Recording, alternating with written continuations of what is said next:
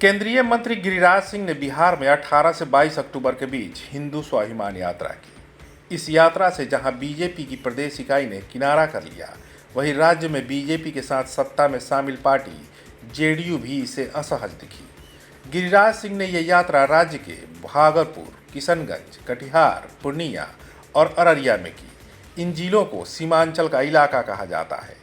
केंद्रीय मंत्री ने अपनी इस यात्रा के दौरान 19 अक्टूबर को कटिहार में लौ थूक और लैंड जिहाद की बात कहने के साथ ही सीमांचल में रोहिंग्या और बांग्लादेशी घुसपैठ का मुद्दा उठाया।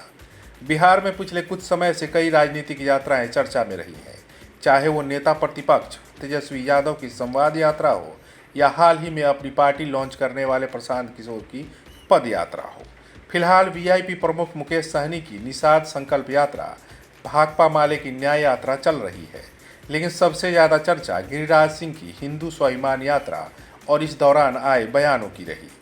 गिरिराज सिंह की इस यात्रा पर राज्य की मुख्य विपक्षी पार्टी आरजेडी से लेकर सत्ताधारी पार्टी और बीजेपी की सहयोगी जेडीयू ने भी सवाल उठाए। जेडीयू ने जहां इस यात्रा को गैर जरूरी बताया, वहीं तेजस्वी यादव ने यात्रा के पहले चेतावनी दी थी, अगर इस यात्रा से नफरत फैली तो आरजेडी चुप नहीं बैठेगी। आलम ये रहा कि इस सियासी उबाल में बीजेपी ने भी गिरिराज सिंह की इस यात्रा से किनारा कर लिया। आखिर ये यात्रा महत्वपूर्ण क्यों बन गई थी? इस सवाल का जवाब यात्रा के रूट चार्ट में है। दरअसल गिरिराज सिंह की यात्रा जिन जिलों से गुजरी वो मुस्लिम आबादी के लिहाज से महत्वपूर्ण है।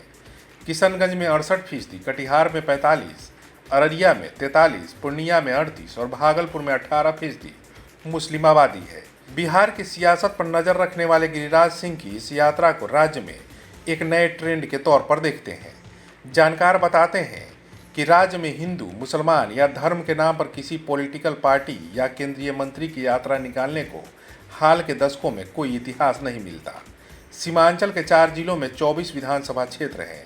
अगर इसमें भागलपुर के 7 विधानसभा क्षेत्रों को भी जोड़ दें तो गिरिराज सिंह ने अपनी यात्रा के जरिए 31 विधानसभा क्षेत्रों को प्रभावित करने की कोशिश की है।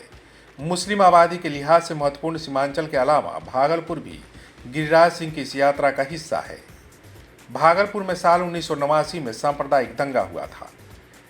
बिहार बीजेपी ने पहले ही इस यात्रा से खुद को किनारे कर लिया था। प्रदेश अध्यक्ष दिलीप जायसवाल ने इस संबंध में सवाल पूछे जाने पर कहा था कि न नफरत के नाम पर, न सियासत के नाम पर एनडीए चुनाव लड़ेगी, मोहब्बत के नाम पर।